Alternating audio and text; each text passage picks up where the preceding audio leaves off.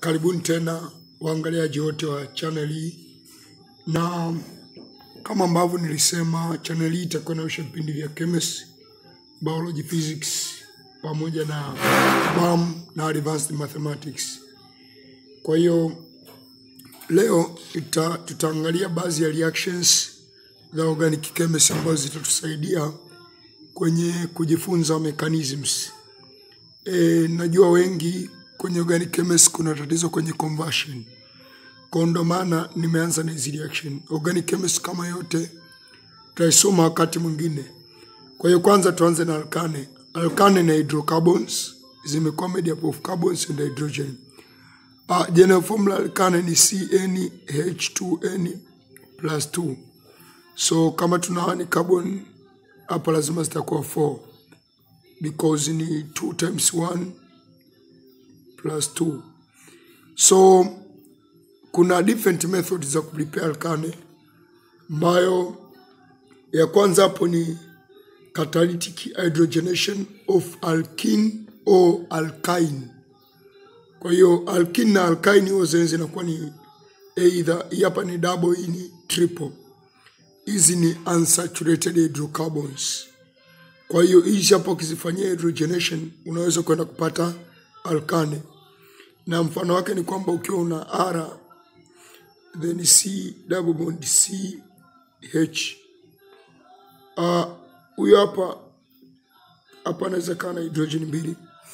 Huyu ukimfanyia hydrogenation anahitaji only one hydrogen molecule in the presence of a catalyst. Catalyst inaweza kuwa platinum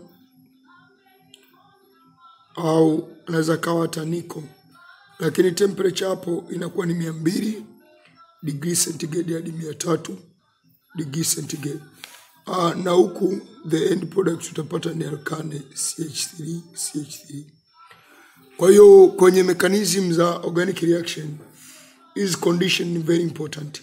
Hapa zimeandikwa 3 kwa sababu tunasoma hii reaction. Lakini kama kwenye mechanism unaandika moja tu. Kwa hiyo hii ni preparation ya kwanza kwa hydrogenation. Lakini kama una alkyne R C triple bond CH, hapa inahitaji 2 hydrogen molecules.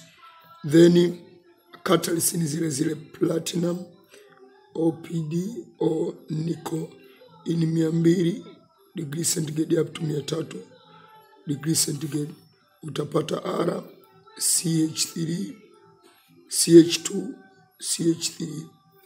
So that is the first method of preparation of alkane. It is hydrogenation of alkene or alkyne in temperature 200 hadi 300 and in the presence of nickel or platinum catalyst. So that's the first method. Njia pili ni hydrolysis of Glandinand reagent. Sasa kwanza nataka ujue Glandinand reagent ni nini. Hii inaitwa Glandinand reagent, inapatikana pale ambapo utaliaktisha haloalkane. Hii hapa maana yake ni halogen. Halogen maana yake ni group 7 element, either chlorine au fluorine. Kwa hiyo hii inaitwa haloalkane ilivyo hapa. Tuna kusoma kwenye organic chemistry. This is haloalkane. If we react haloalkane, if we do a reaction between haloalkane and magnesium in the presence of dry ether. Hapa tutakuja kupata ni R magnesium chloride X. Asa hichi kitu ndio kinaitwa Grignard reagent. Kwa hii reaction hii ni a preparation of Grignard reagent. Lakini tukitaka kuprepare alkane tuna hydrolyze hiyo hapo. Tuna hydrolyze kwa tunachukua Grignard reagent R magnesium X then tuna add water. Asa tukiadi water kinachotokea hapo nini? Hapa kwenye R inaenda kwa R then hydrogen. Afu huku tunaenda kupata magnesium then hydroxy then halogen na kwa kule mwishoni.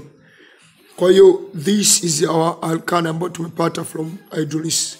Kwa hiyo maana yake unatakiwa na haloalkane. Haloalkane unaireactisha na magnesium in the presence of dry ether. Unapata Grignard reagent. baada ya Greek na reagent una hydrolyze na water unapata yule pale. So that's the second method of preparation. Lakini njia ya tatu ni reduction of haloalkane by a metal such as zinc and an acid. Kwa unaona hapa tena tunatumia haloalkane kwenye njia ya tatu. Tunatumia tena haloalkane. Kwa tunakuwa tuna RX then tuna plus zinc. Hapa tuna reduce in the presence of ACDHX. So if this is chlorine, maraka tutakuwa tuchukua hydrogen chloride, then tutakuja kupata RH, then kutakuja kupata ni zinc X2. So nini kinachokuwepo hapo? Manake kama hii ni R chlorine, let's say is a certain haloalkane, hii R ni alkyl group, yani CN H2N plus 1 alkyl group. Kwa inakuwa ni complete one hydrogen. Go from there ukireactisha na zinc in the presence of hapa itakiwa hydrogen chloride, utakuja kupata nini? R alafu hydrogen, utakuja kupata zinc chloride 2. Lakini pia you can do this reaction in the presence of hydrogen ions, kwamba R then X plus zinc hapo. Kwa utakuja ukipata utakuja kupata in the presence of hydrogen ion hapo utakuja kupata R, then manake hydrogen ion itakuja kuattach, utapata RH plus zinc 2 positive then plus X negative. Hizi hazija combine kwa sababu gani? Hapa iko moja, kama zingekuwa mbili zingeungana hapa kuleta product kama ile pale. So that's the the third method. Fourth method is reduction of haloalkane by hydrogen in the presence of platinum or palladium catalyst. Unaona tena hapo tunatumia nini? Haloalkane. Njia nne tunatumia tena haloalkane. To reduce haloalkane by hydrogen in the presence of platinum or palladium catalyst. Tutaenda kuona examples za hizi reaction kwenye mechanisms. Kwa don't worry kwamba mbona anaelezea tu general reactions. Tutaenda kuona examples jinsi gani zinaweza kutokea hizo reactions kwenye mechanisms. Njia ya tano ni reduction of haloalkane with hydrogen iodide in the presence of lead phosphorus. Kwa haloalkane kama kawaida inakuwa ni RX plus 2 hydrogen iodide in the presence of we write it as red P. Red phosphorus unapata alkane plus hydrogen ambayo anakuwa amecombine na huyo alkane, then unapata na huku ni iodide gas. Njia sita hapa kwa mfano sasa nikupe mfano, labda hii hapa unaweza kukuta ni CH3 chlorine plus 2 hydrogen iodide. Hapa red P. Kwa huku utakuja kupata ni CH3 CH4 sababu hydrogen ni hapo, then utapata hydrogen chloride plus iodide gas. Njia sita ni reduction of haloalkane by zinc or copper.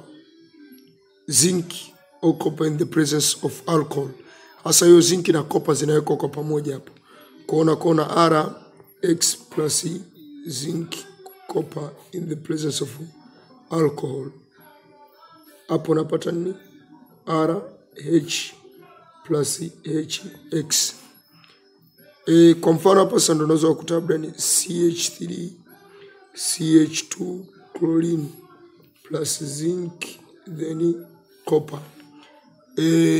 Resulting molecule hapo tukireactisha na alcohol tutakuja kupata CH3 then hapa tutakuja kupata hydrogen chloride. Kwa sababu hydrogen moja hapo maana yake tutoka kwenye alcohol. Njia ya nane ya preparation of alkane inaitwa Clemmensen reaction au Clemmensen reduction reaction. Clemmensen reduction reaction involves reduction of aldehydes and ketones to alkane using amalgamated zinc and concentrated HCl.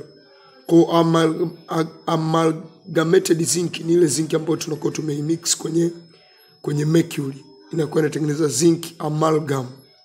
Kwa sasa Kwenye Clemmensen reaction, hii reaction pia tutaisoma kwenye aldehyde tunaposoma organic chemistry. Kwenye Clemmensen reaction wanasema this involve aldehyde and ketone. Kwa mfano ukiwa na CH3, una CH2, una C double bond oxygen then CH3. Huyo hapo ukamfanyia Clemmensen reaction in the presence of amalgamated zinc and zinc yalikuwa mixed na mercury, then in the presence of conc HCl. Huku utakuja kupata ni CH3, CH2, CH2, CH3. Kwa hiyo unakuta the carbonyl group inakuwa imeondoka pale. Lakini pia using ketone, ukitumia ketone kama una R then C double bond oxygen R dash. Kama watumia ketone pia in the presence of amalgamated zinc na concentrated HCl, utakuja kupata R CH2 then R. Kwa unakuja kuona kwamba unakuja kupata alkane kabisa huko mwishoni. Njia ya 9 ni thermodecarboxylation of carboxylic acid salt. Carboxylic acid salts zinakuwa prepared tukireactisha carboxylic acid and strong bases. So for example we have RCOOH tukiplus na sodium hydroxide, tunaweza kwenda kutengeneza RCOO sodium then plus water. Tukitaka sasa tupate alkane tunaifanyia thermodecarboxylation ile pale. Kwa hiyo kwenye decarboxylation is the reaction which involve the removal of carbon. Kwa lazima ujue hapa hii carbon moja itatoka. Decarboxylation maana yake we remove carbon. So decarboxylation is done by heating the mixture of sodium salt of carboxylic acid and soda lime ambayo ni calcium oxide. Kwa hiyo kinachokuwepo ni kwamba nachukua hii hapa RCOO sodium, then hapo tunaiadi sodium hydroxide ambayo ni aqueous, then after there tuna heat in the presence of calcium oxide. Hapa tuna supply heat, tutakuja kupata R then hapa hydrogen plus carbon dioxide plus sodium carbonate. So manake ni hapa oxygen hapa tumechukua na sodium, hizi hapa ndo carbon na oxygen mbili, ile oxygen 3 imetoka hapo kwenye hydroxide.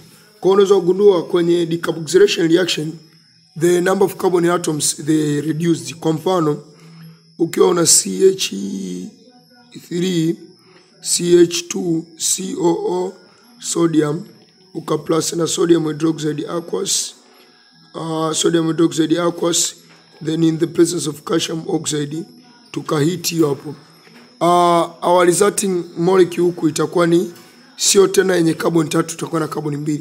So itakuwa ni CH3 then plus sodium carbonate. Kwa unaweza kuona kwamba kwenye hiyo decarboxylation reaction number of carbon atoms zinakuwa zinapungua. Kwa video hii naishia hapa.